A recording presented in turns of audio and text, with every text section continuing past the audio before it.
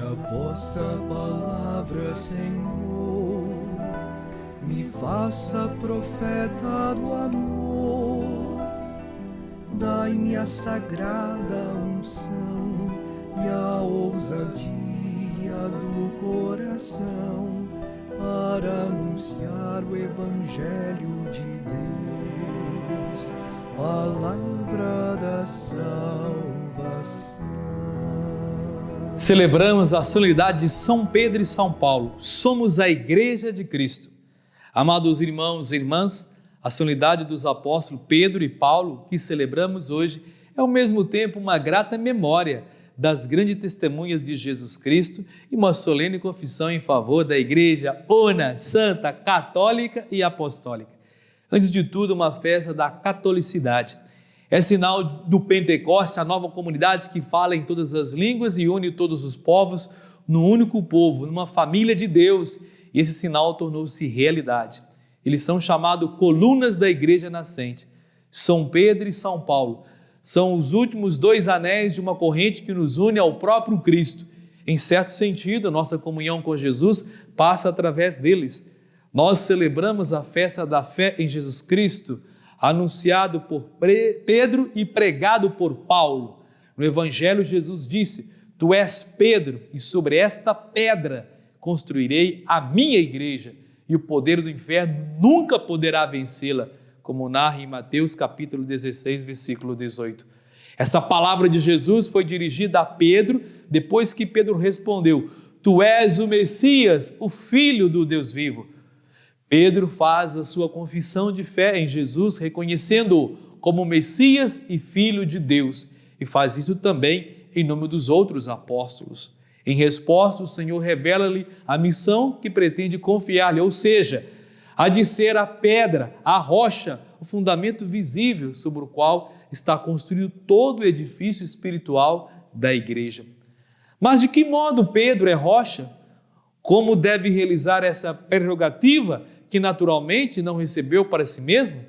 O texto de Mateus deixa claro que o reconhecimento da identidade de Jesus, proferido por Simão em nome dos 12, não provém da carne ou do sangue, isto é, das suas capacidades humanas, mas de uma especial revelação de Deus Pai. Também sobressai forte e clara a promessa de Jesus: as portas do inferno, isto é, as forças do mal, não conseguirão vencê-la. Na realidade, a promessa que Jesus faz a Pedro é ainda maior do que as promessas feitas aos profetas antigos.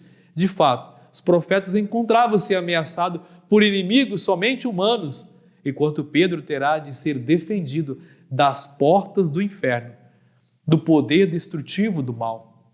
Jeremias recebe uma promessa que diz respeito à sua pessoa e ministério profético, enquanto Pedro recebe garantias relativamente ao futuro da igreja, da nova comunidade fundada por Jesus Cristo e que se prolonga para além da existência pessoal do próprio Pedro, ou seja, por todos os tempos. Um aspecto importante dessa liturgia é o significado de ser apóstolo. Ele não é somente aquele que prega Jesus, mas sobretudo aquele que, escolhido pelo Senhor, com ele conviveu, nele viveu, por ele entregou a sua vida. Os apóstolos testemunharam Jesus não somente com a palavra, mas também com o modo de viver e com a própria morte. Por isso mesmo, seu martírio é uma festa da igreja, pois é o selo de tudo quanto anunciaram. O próprio São Paulo reconhecia: não pregamos a nós mesmos, mas a Cristo Jesus, o Senhor. O outro aspecto que hoje podemos considerar é a ação fecunda da graça de Cristo na vida dos seus servos. O exemplo de Pedro, o exemplo de Paulo, serve muito bem para nós. O cardeal Ratzinger, quando foi eleito Papa, afirmou humildemente que se consolava com o fato de Deus saber trabalhar com instrumentos insuficientes. Quem era Simão, chamado Pedro? Um pescador sincero, mas rude, impulsivo, de temperamento movediço.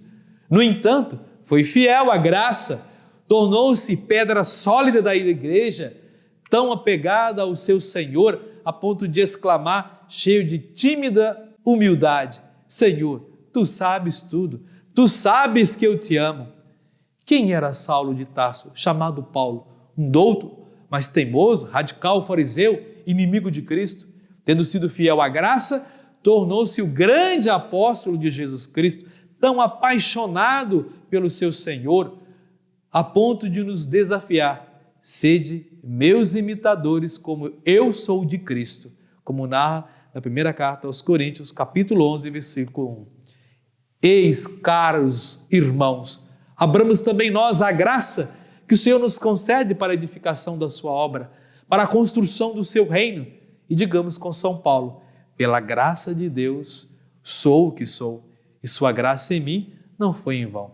Portanto, amados irmãos e irmãs, celebrar os apóstolos Pedro e Paulo é um testemunho de fé na igreja una, santa, católica e apostólica. A evangelização das duas colunas da igreja apoia-se não sobre uma mensagem intelectual, mas sobre uma praxis profunda, sofrida, testemunhada com a palavra de Jesus, nosso Senhor, Mestre e Salvador.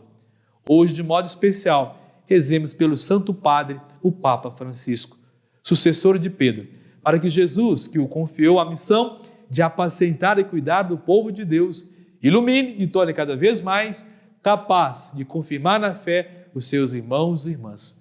Por isso, convido a todos a compartilhar essa homilia com seus amigos e amigas das redes sociais. Vamos juntos evangelizar. Escreva em nossas redes sociais, ative o sininho de notificações, comente, compartilhe. Sejamos homens e mulheres do bem, comprometidos com o Evangelho de nosso Senhor Jesus Cristo, como fez Paulo, como fez Pedro. E que Deus nos abençoe sempre. Ele que é Pai, Filho e Espírito Santo. Amém.